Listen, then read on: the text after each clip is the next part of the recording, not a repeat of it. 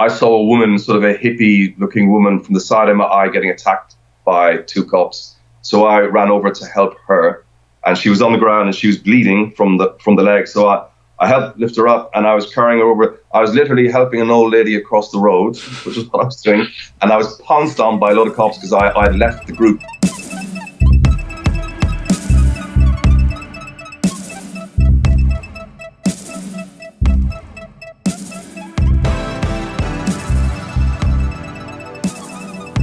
All right, ladies and gentlemen, we're back today. We're going to have our good friend, Mark Fitzpatrick. He's coming back. We're going to be talking, last time we talked about animal rights activism. He's also been involved in some anarchist, kind of libertarian activism back in the day. And we're going to talk about all kinds of stuff. How are you doing today? I'm doing very well, thank you. The summer is back in New Zealand, so sunny outside. I'm happy. Well, thank climate change for that. Early February, spring. That's right. So we were just talking beforehand about a group that you were involved with that was based on basically the UK equivalent of the Muppets. Can you tell us a little bit about that and kind of what that was all about?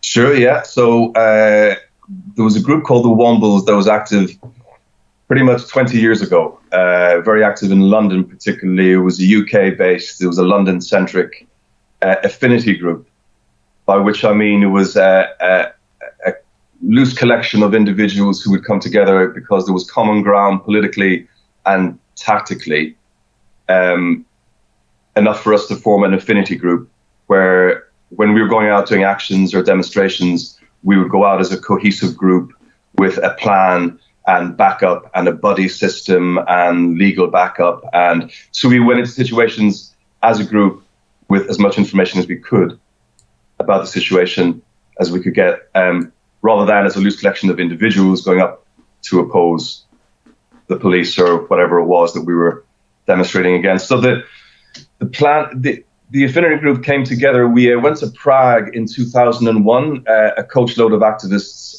friends and friends of friends, took a coach to Prague to take part in the anti-IMF, the International Monetary Fund were meeting in Prague. This was just after Czech had become Czech and had split from the Soviet Union and it wasn't part of the Soviet bloc anymore.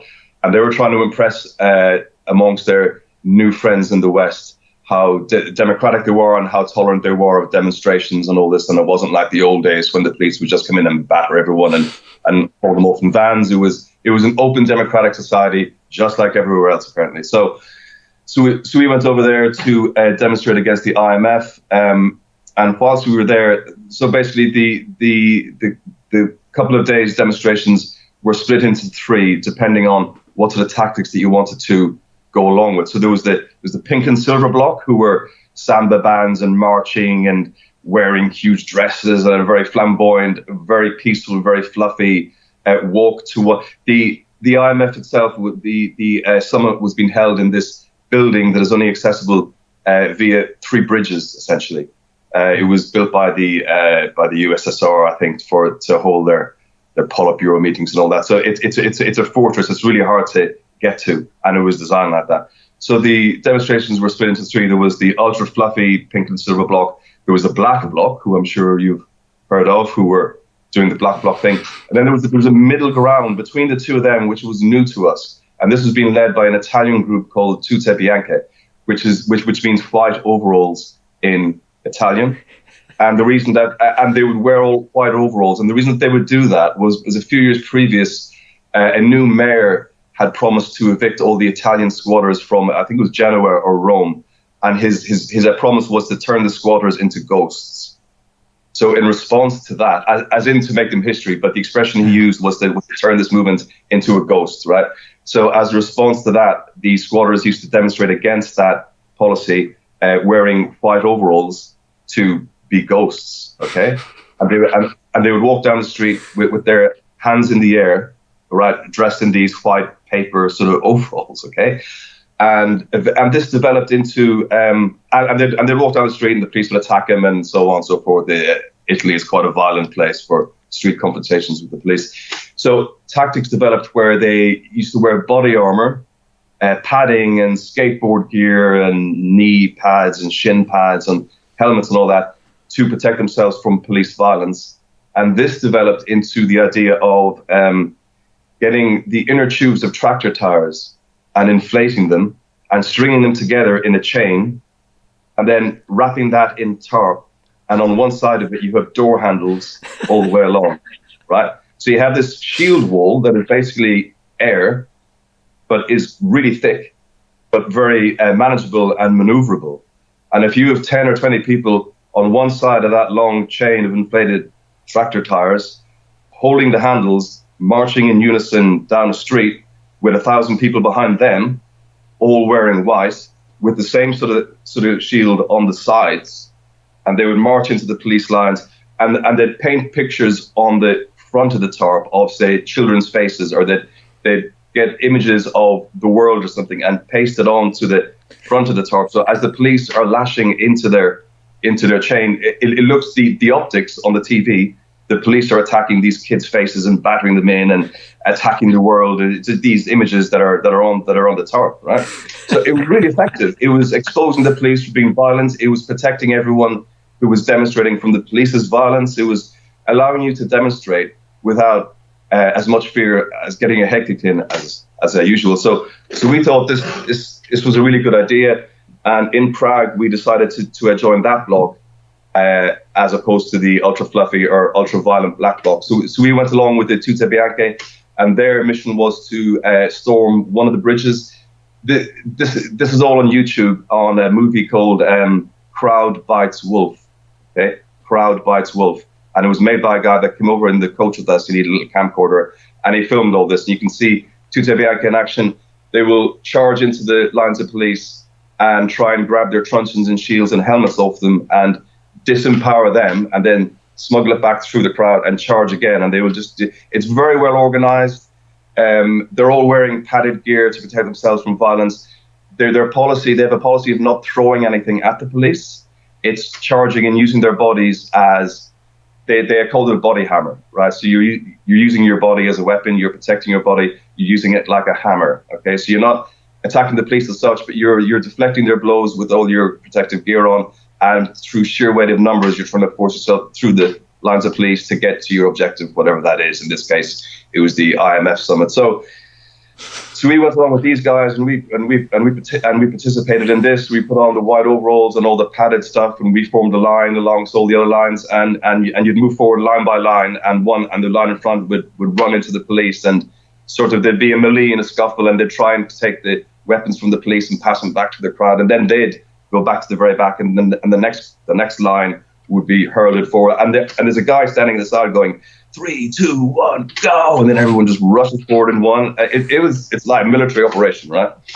So it was very inspiring. We didn't get past the police. There was 2 tanks there as well, and there was like about 20 thicker police. There was no way of getting through, but it was spectacular. Okay, it looked really good in the media. It was very empowering. It was great fun.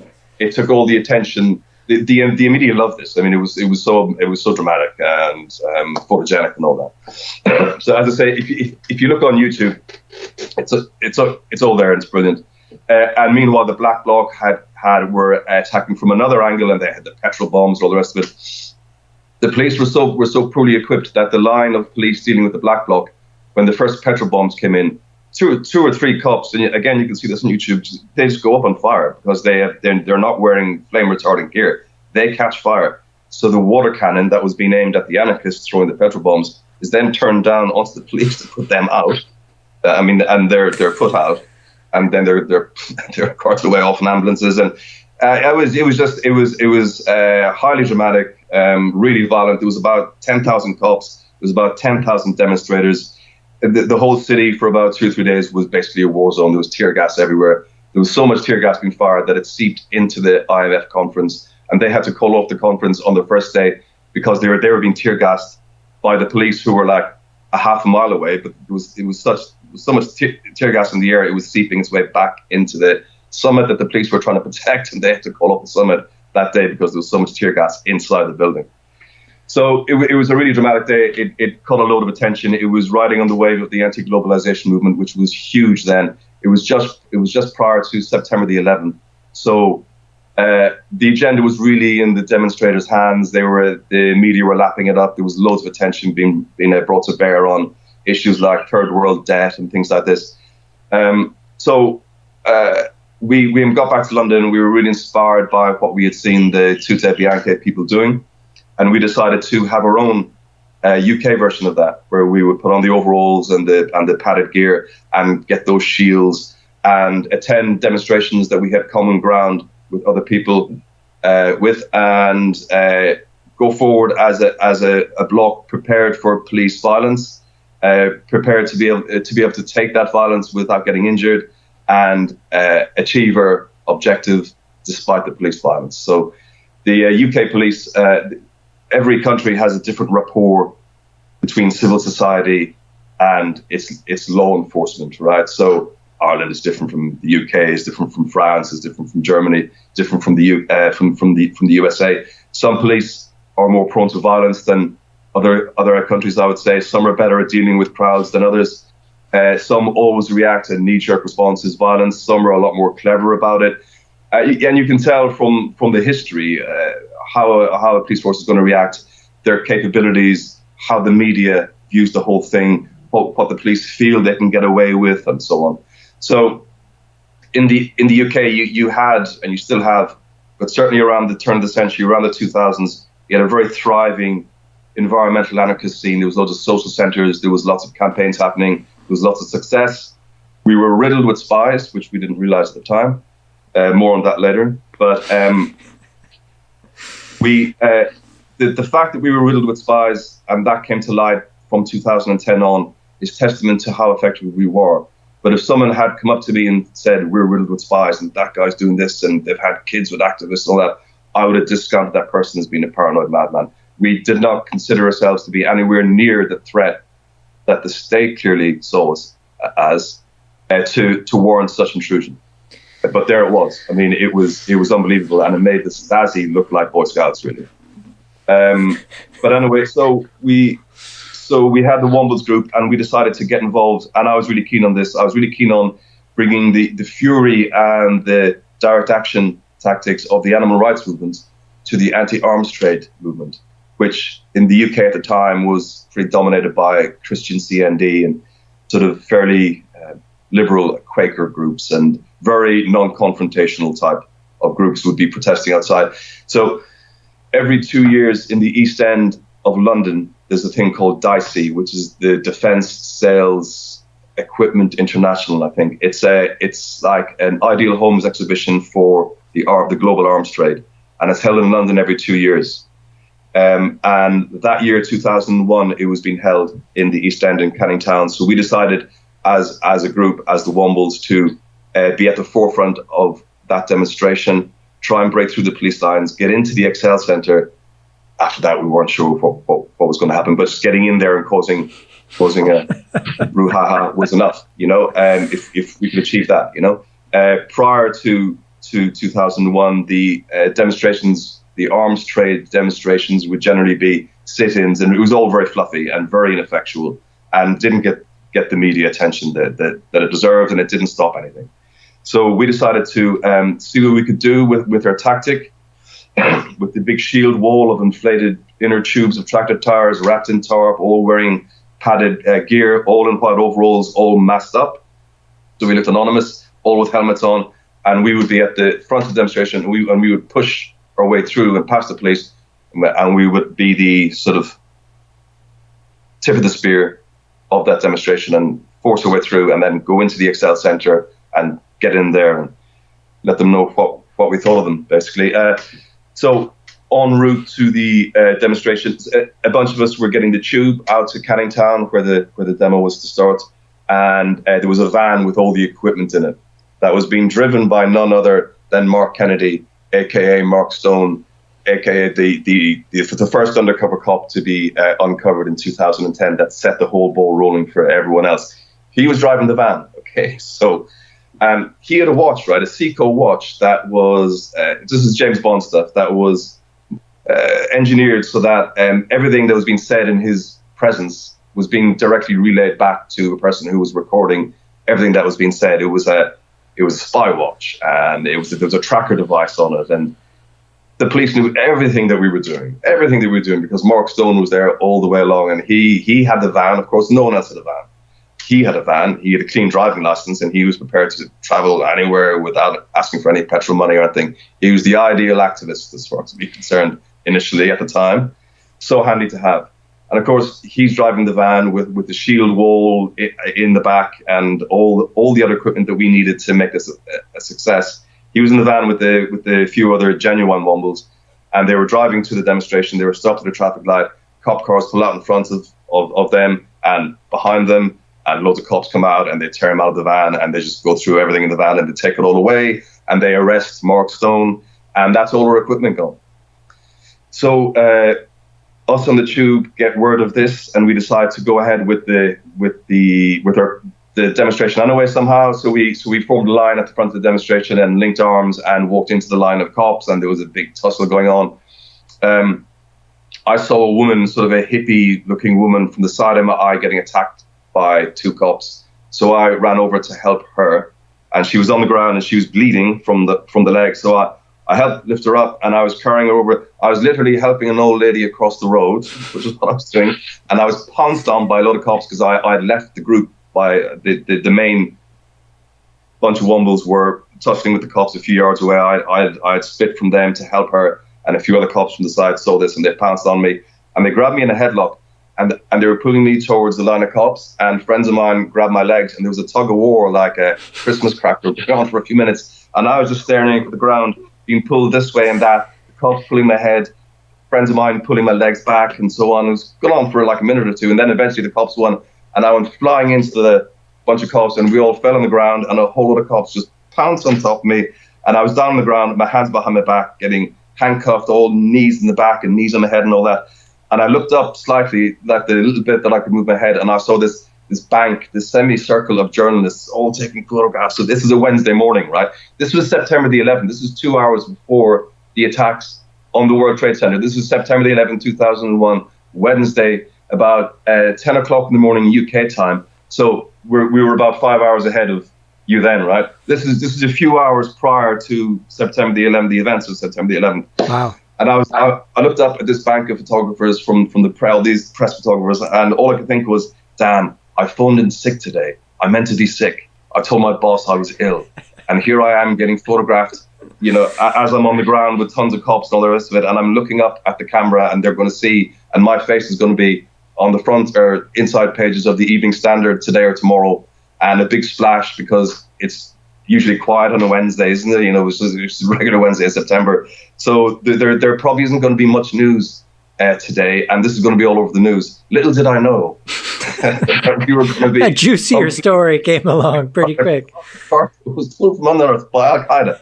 So I was dragged off and I was arrested, and I was charged with... I was the only Womble charged with being a Womble, in the sense that going out to a demonstration padded up. We weren't sure legally how the courts would see this, okay? So if you get nicked at a demonstration and you're wearing, crash helmet, thing over your face, padded gear all over, you're part of this anarchist group that have a declared intent of forcing their way past police lines and all that, how are the courts going to treat you if you get nicked for doing something like that? So I was about to find out. So I was up in court for, initially the charges were assaulting the police and all the rest of it, but then it was just downgraded to attending a demonstration, coming looking for trouble.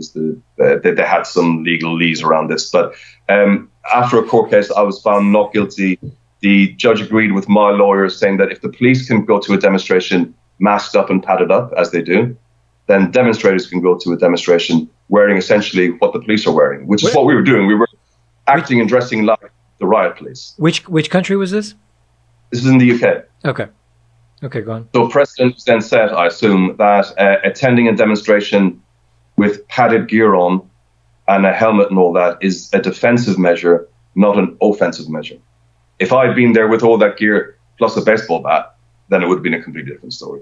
But I was able to convince the magistrates that we had been subject to police violence in the past. We wanted to avoid that in the future. Therefore, wearing protective gear was a rational, reasonable thing to do. If the police can do it, then we can do it. If it's good for the goose, it's good for the gander. So So I got away with that. So, or I was found not guilty. I didn't get away with it. I was found not guilty. Right. Yeah. So, so with the Wombles, then we carried on for another sort of 2 years, attending May Day demonstrations. The Gulf War had started up around then, so people were attending demonstrations around that and stuff. The police and the state were really out to crush this idea because they didn't want to. We wanted to introduce this idea so that it would spread, not that it would just only be a dozen or 20 people in London that were doing this, but that it would inspire other people around the city or around the country to do something similar, to attend demonstrations cautiously with protective gear on, and to act as a unit. And if you study the history of the Roman Empire or any empire like that, they're numerically small, but they're highly organized. So when they were fighting, so if you look at something like the Roman invasion of Britain, the reason that they were a small cohort of legionnaires were able to invade a country as big with a lot more as Britain is, and with a lot more people than they have. If their attack, so the Celtic warriors at the time would attack as individuals. They'd all run as individuals. They'd all run at the same time, but there wasn't any coherent sort of unified plan. It was just like run towards the enemy and smash into them and start chopping off heads, right? Which will work in a certain context. But if you're dealing with a highly organized opposition, even if they're numerically smaller, they will probably win because they're acting as one big beast, fighting a load of small little flies, as opposed to two big beasts. So we wanted to, so the modern day riot police use the same tactics as the Roman army used to use back in the day, okay? Same formations, shield walls. Instead of short stabbing spears, they have truncheons. But tactically, they looked at how the Roman army operated. Phalanxes, boxes of men with shields moving forward as a unit. It's almost impenetrable. It's a very effective way of fighting. And the riot police use very similar tactics, almost the exact same tactics. I mean, they're adapted to city use, but it's very, very similar. And they're fighting against, if it's a riot, they're fighting against 1,000 people, but they're 1,000 individuals, not one huge cohort like the police are. So even if the police are outnumbered, if they're acting together tactically and cleverly, they will probably beat the opposition. So we wanted to take a leaf out of their book and act as a unified group in a defensive posture, something that would attract more people than, say, the black bloc sort of tactic is going to attract, because that's only ever going to appeal to a certain type of person, really, isn't it? And then the ultra passive thing wasn't of interest to us because it was far too ineffective. So we wanted something in the middle that would attract a lot of people, because quantity is a quality all of its own. You do need people. You do need a mass of people to get anything done, really. The black bloc thing was never going to take off in the UK. It just hasn't got the appetite for that. That's huge in Greece or in Italy or in France, but they have a culture there of that. There isn't the same thing in the UK. There's far too much respect for the police. It's far too passive. It's never going to have that. That is never going to appeal to many people. So we wanted something that was going to be effective, unlike the ultra passive thing, but not so hardcore that it was only going to appeal to the hardcore. We wanted something with a more broad appeal, but it didn't work. People weren't. They were curious, and during the May Day demonstrations, we would walk down through the middle of the street and try and galvanize people and get them behind us. And some people would join behind us. We'd have a shield wall. We'd try and get the shield wall and the weight in numbers just to push past the police lines. It often worked, but it never got the numbers that it needed. It never got thousands. It would get hundreds behind us, but not thousands. And people were happy enough sometimes to join us at the back when we were leading the charge, but it never materialized into anything like we'd seen the Tutte Bianche movements over in Italy had done. That was really powerful there for a while.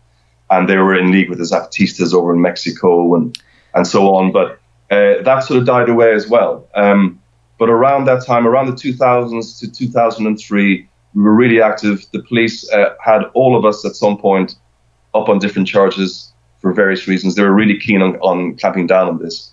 But the most serious incident was when four of us went over to Thessaloniki in northern Greece to join European comrades for a demonstration against an EU summit that was happening in a small town near that city. So there was a massive demonstration planned by the communists and a smaller one planned by the anarchists. Now, the situation over in Greece is such that when the universities close down for summertime, they're usually occupied by anarchist groups and left-wing groups who go in there and they take it over and they stay there for 2 or 3 months and they plan actions from there. And the police aren't allowed onto the grounds of a university unless they have the permission of the committee of people that run and own that university. And the reason for that is because in 1973, there was an uprising against the military junta that the CIA had installed, and it was led by students. Who else? And it was led by students, and there was one particular incident when the students were massing in the university in Athens for a demonstration against the military junta, and the police had banned that demonstration and were preparing to ram through. There's this huge, big metal iron wrought gates at the front of that university. It's a magnificent building. And the police were threatening to use tanks to ram through that gate because the students weren't allowing them on and in and to the university and so on. So a lot of students saw this happening, and they climbed up on top of the gates, the huge big gates, like dozens of them climbed up on top of the gates to act as a human shield, hoping that the police wouldn't drive the tanks through the gates because they'd kill people. But of course they did. They just rammed through the gates anyway, and they killed a lot of people. And that sparked loads of protests, and the junta collapsed because of that. And every year on that date, there's massive demonstrations, and the police were banned from ever entering a university anywhere in Greece unless they had the consent of the owners of that university, and they're all privately owned. So the anarchists used to go in there and treat it as sort of a headquarters, a police-free headquarters from which they could plan all their demonstrations. So on this demonstration, it was the whole place, huge university, all the grounds were taken over by thousands of anarchists who had come from all over Europe to take part in this. It was a specifically black bloc demonstration. It was about 5,000 people. And on the day in question, it was the summer solstice, June the 21st, 2003. We filed out at about 5:30 in the afternoon because you can't have a demonstration any earlier in Greece because it's so hot, right? So it was at 5:30 in the evening it started, and people just filed out, everyone in black, everyone wearing gas masks and helmets and so on, filed out of the place. There was a McDonald's about 200 yards from the university.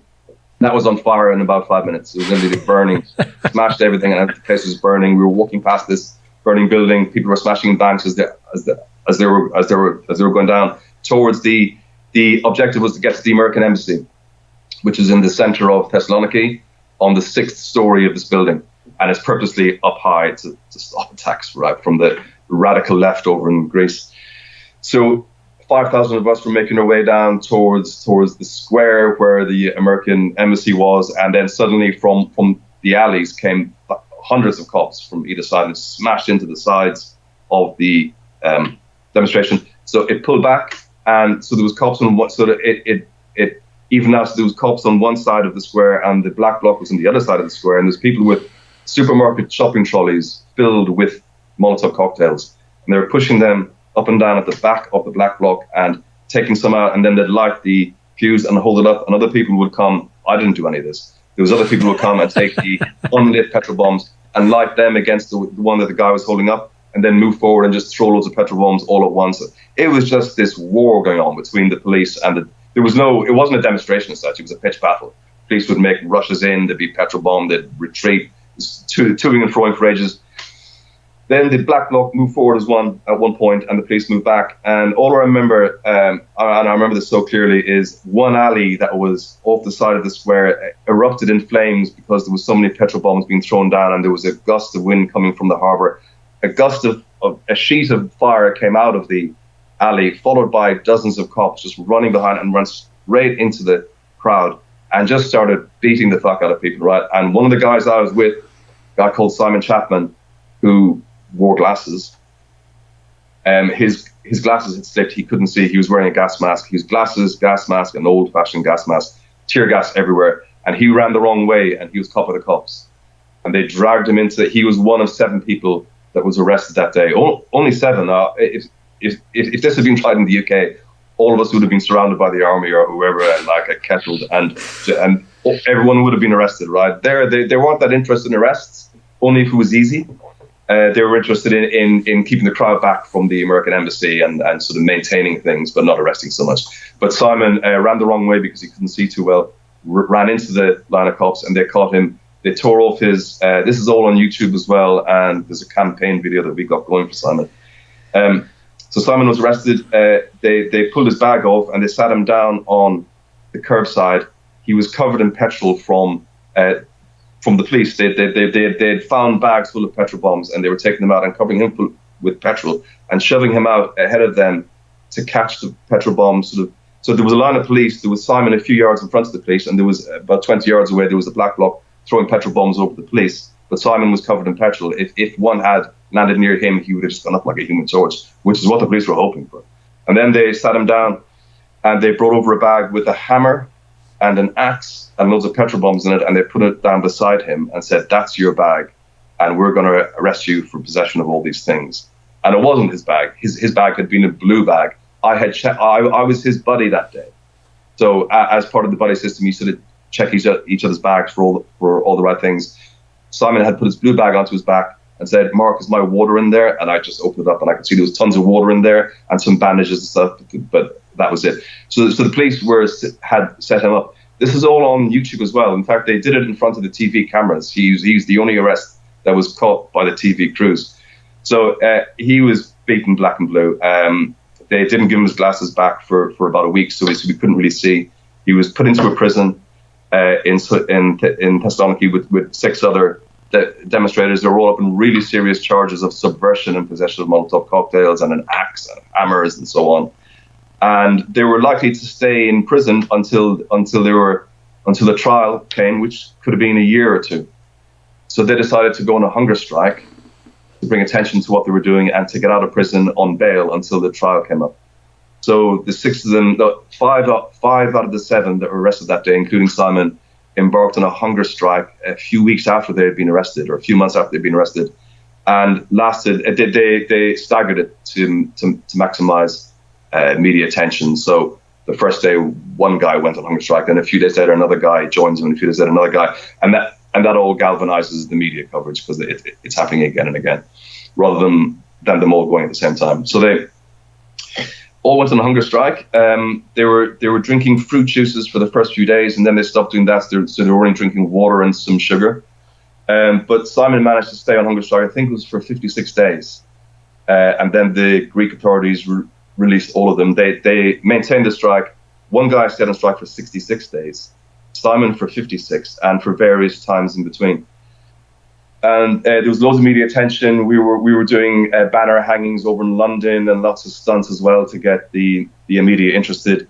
The bishop of Simon's local area joined us. The MP for his area joined. The police had no evidence whatsoever to be holding any of them, but they were really angry at what had happened to them that day. I understand, I suppose, and they were determined to take us out on someone. So they had the 7 guys they had caught. They were like, right, we are going to pin something. We are going to get someone has to be responsible for what happened that day. It's going to be you. So Simon was released at the end of 2003, pending future trial, but he didn't hear anything back until about 2010 when the trial was resurrected. They had the trial in his absence, decided that if he was going to be found guilty, he would face 8 years in prison. But they had yet to actually try him. But they decided on the sentence already. Okay, so in 2010, he gets a letter from Interpol saying you were required to attend the Thessaloniki courts again to face these charges, and if you're found guilty, it's 8 years in prison. Okay, and it would be a full 8 years, right? There isn't any remand or anything like that, or time off for good behavior. It is 8 years.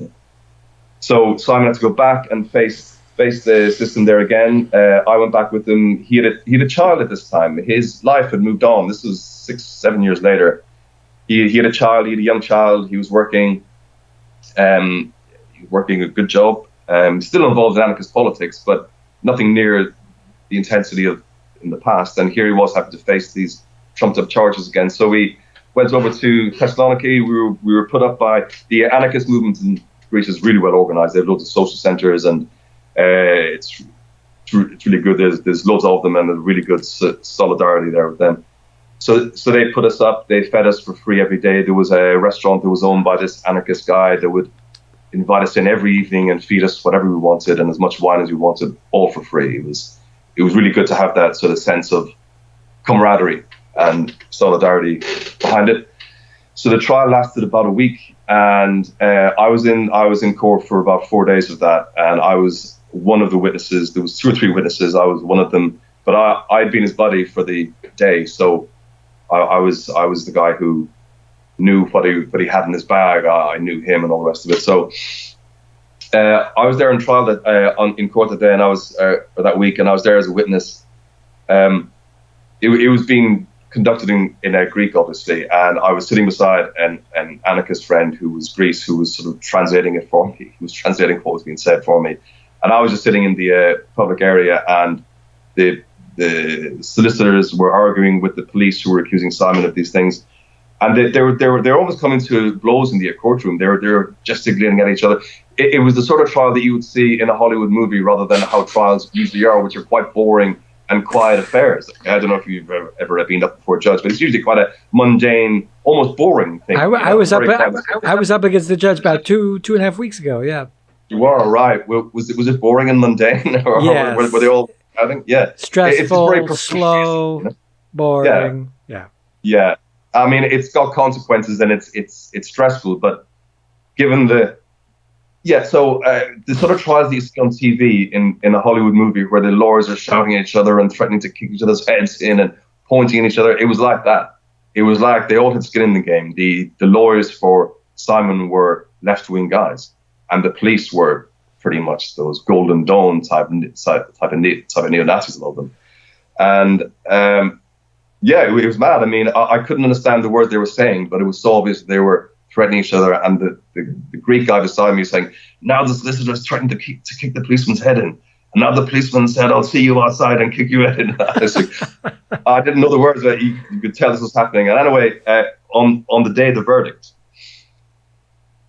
we were all in court early. Now, the court itself, the outside of the court is like bullet holes and old black flames in the walls from drive-by shootings that left-wing groups would have shot up the court. I mean, the place is like a bit of a war zone, really. The extreme politics there are quite something. So outside, there's bullet holes in the courtroom walls outside. It's all very full on, and we were so we went inside on the day of the verdict.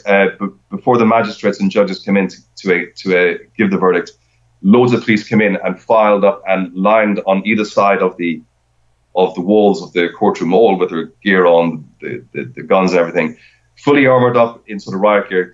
One half of the public gallery was all the anarchists, friends of Simon, and one half was the police and all their friends, right? And they were really looking for a guilty verdict in this, because they received a bit of a battering on the day in question. But the verdict came through of not guilty, and the place erupted in screams and shouts on one side and in whoops of joy on the other side.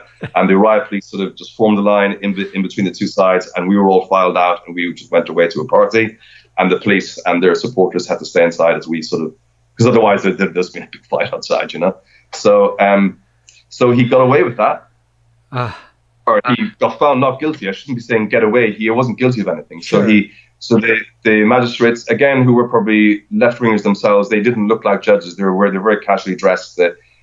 So I think they took his side, and the police had zero evidence, really. Yeah. So he was found not guilty and free to resume his life again. But of all of us, he had the hardest time, and we realized, I think, that this tactic, it was too early for this in Britain, or it's the wrong country completely. It just wasn't going to catch on, and it required getting people behind us to give us the strength, the mass that we needed to make this work, and it just wasn't happening. So it was disappointing, but that's the reality, isn't it? You know, he's got to face it when it happens. We tried our best, and people weren't really there. I really have to hand it to the Greeks from what I've seen. I've never been there, but I've seen our comrades down there. What is the big difference, do you think, that keeps them so active? Is that the birthplace of anarchy, or what makes them so... There isn't even a very long tradition of anarchism in Greece. There's a long tradition of communism. Well before World War II, there was statist communists, but they hate the anarchists. There's a big division between the communist movement and the anarchists, and they won't have anything to do with each other. They won't share demonstrations. In fact, sometimes they attack each other's social centers. So the communists are viewed by the anarchists as Stalinists.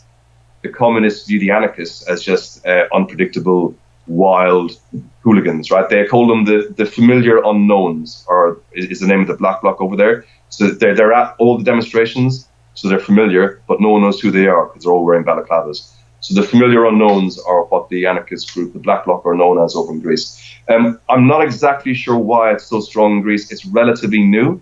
I think it's since the early 70s, since the ending of the junta. I think it's probably something to do with it's quite an extreme place. It's quite poor economically. There's lots of migrants. There's lots of exploitation. The system is quite corrupt. I think the system has bred a lot of disaffected young people. The communist movement hasn't appealed to them because it's too authoritarian. So the anarchist movement seems to be the natural place for them to go. And it's died down a bit now, but for a while, the Greek anarchist movement was massive and really militant. And you had a group there called the November 17 group as well, who were this secretive group of communists who were probably the most long-lived of that era of small communist cells, like the Rosa Brigada in Italy, the Red Brigades, and the Direct Action movement in France, and the Angry Brigade in Britain. These were all militant student anarchist groups that popped up in the 70s and usually died down by about the 80s. But then the November 17 group kept going until 2 or 3 years ago, I think, and then they're all caught. But there is a thriving communist and anarchist scene there. There still is. Again, I'm not exactly sure why. I'm not that familiar with Greek politics, but they were always an inspiration to us over in Northern Europe as to how full on they were and how uncompromising they were. How effective they were, I don't know, because the police are really geared up for this sort of stuff. They come prepared for that.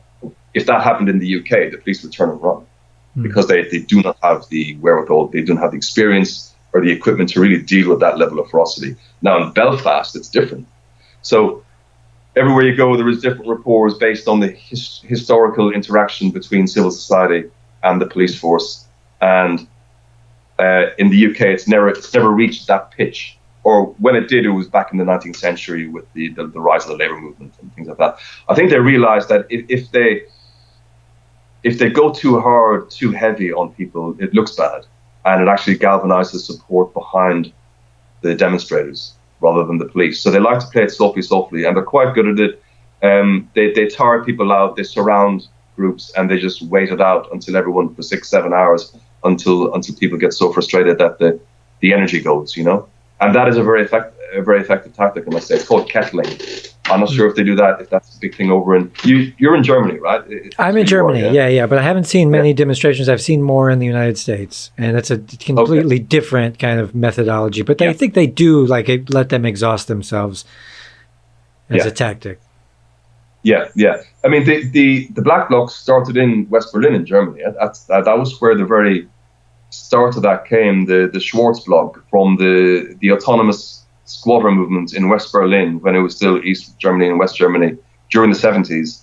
The tactic of wearing all black and acting as a coherent group started with the anarchist squat scene in West Berlin and developed into what was called the Black Bloc, and then split in two.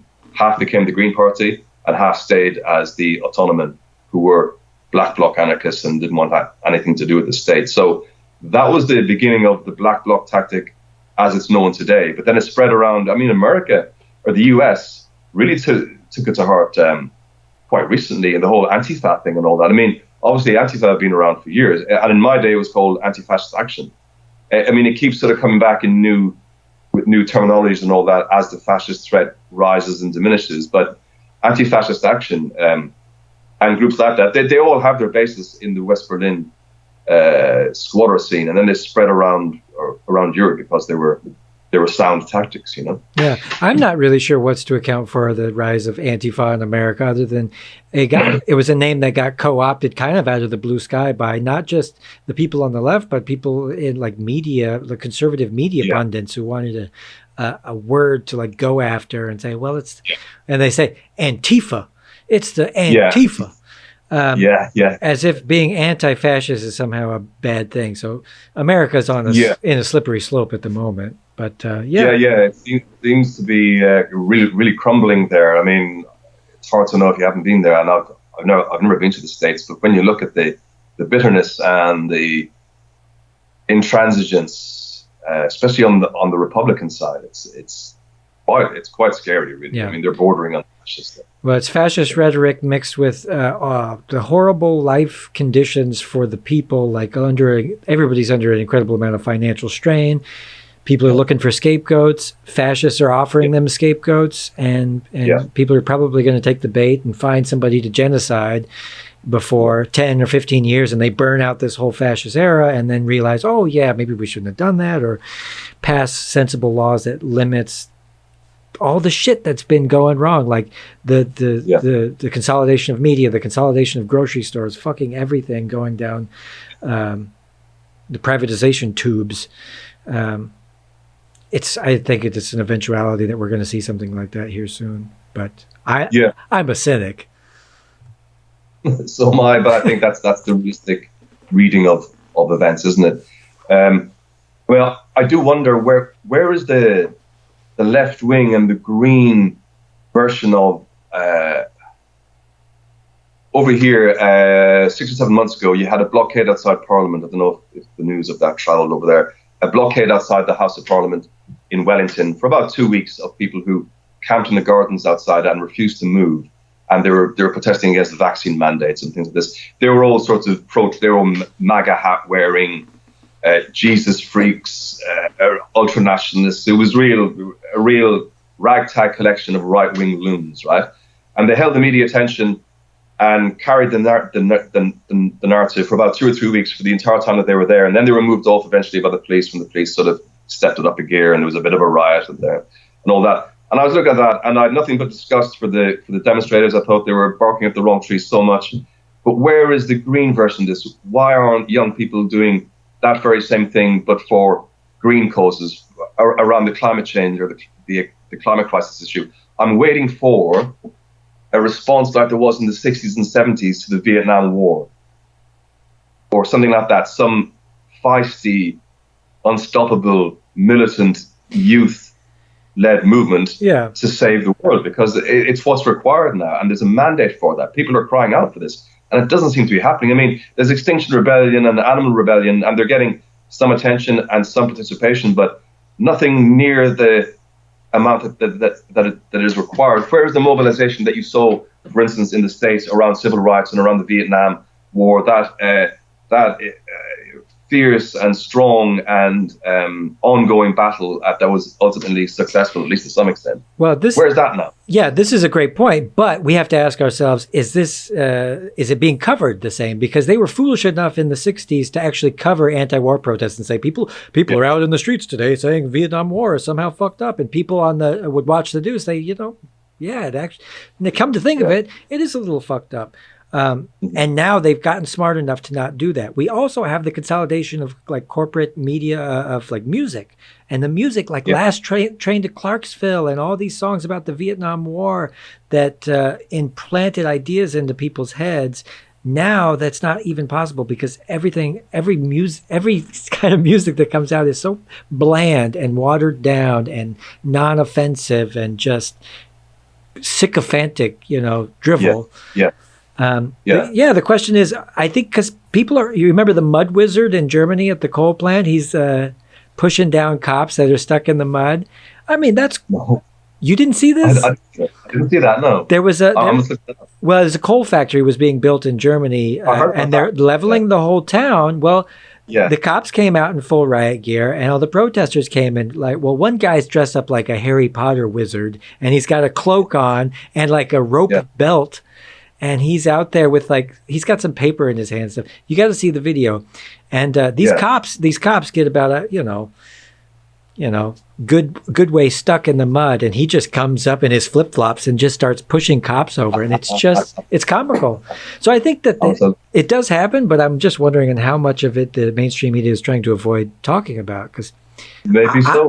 I'm worried about it. You're worried about it. I talk to a lot of people who are worried about it, but. Yeah, most people, they just want their life to go on as normal. I see people from last generation and what do you call Just Stop Oil. They're getting dragged out of crosswalks because people are Yeah. sick of it. Yeah. And Yeah. I wonder if that's the right thing to do, but rather like go after infrastructure and things like that. Yeah. Yeah. Yeah. But anything is good. It's like even in like you're saying, like the Greeks are arguing about communism and anarchy, and it's like, dude, I'll take anything I can get that's better than what's going on in America right now. Yeah. But that's that. But yeah, I hope something really happens to gives us a little hope. This story. So what was when you went to court as a star witness and that whole thing? What were you protesting at the time? The demonstration on the day, there was a European Union summit happening in a little seaside town that was near Thessaloniki.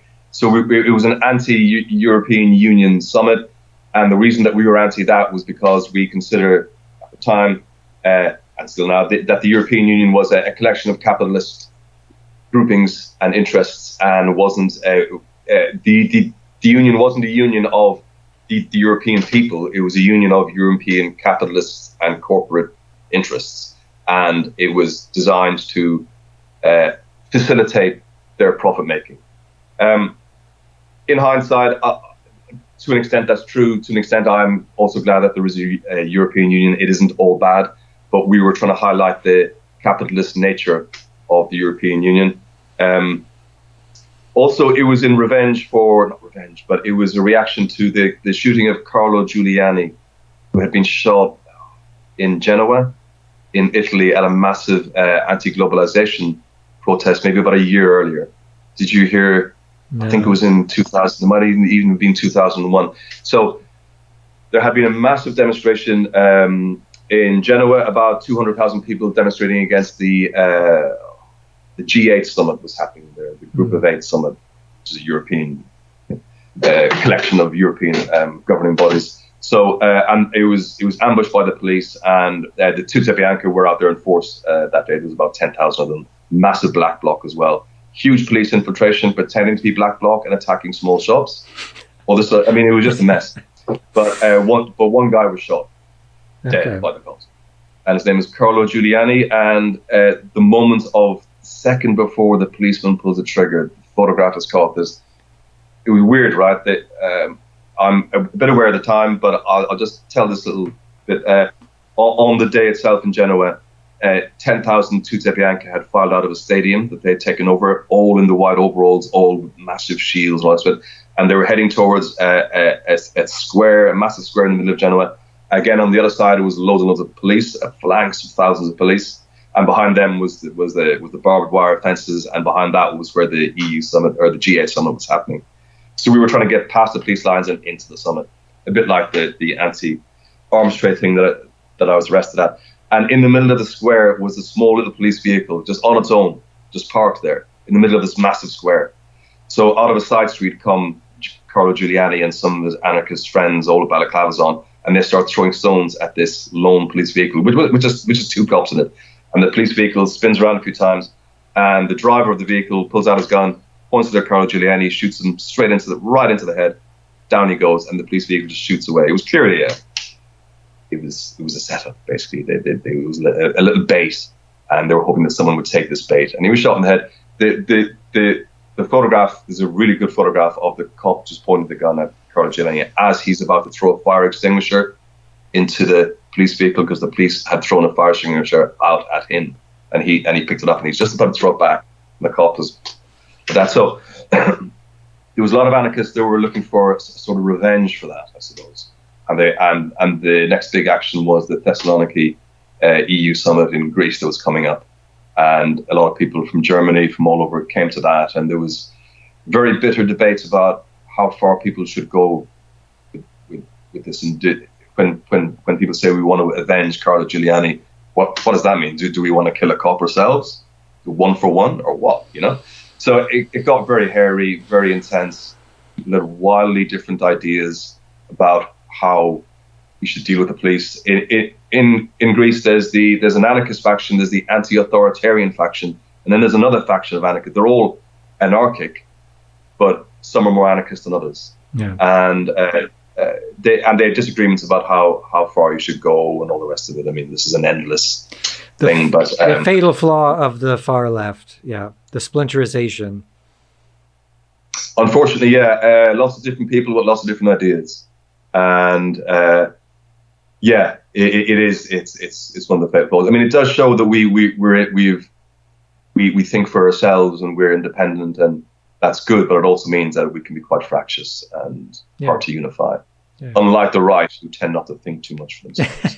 What's the guy in front of me? I want to make sure I'm doing the same as him, and the guy behind me, and then everybody's just unbelievably well organized, and it's frightening. Yeah. That's the thing. Yeah, organization is the key, really. Yeah, and if you can do that whilst retaining the spirit of independence and freedom and all that, then it's vital, I would say. Yeah. Well, hopefully we brought some inspiration to the people today and told the story. You're going to come back again in a couple of weeks. We're going to do it again. We're going to talk about anarchy and libertarianism and stuff that we didn't cover today. Sure. Yeah, that was a blast. Anything you want to add before we go?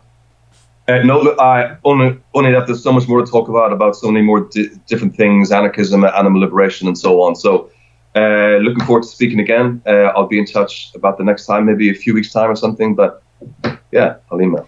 Anytime, my friend. All right, wave goodbye to everybody. We'll sign off to them. Bye, everybody. Thanks for coming. Bye, everyone. See you next time. Go vegan. Bye. Thanks.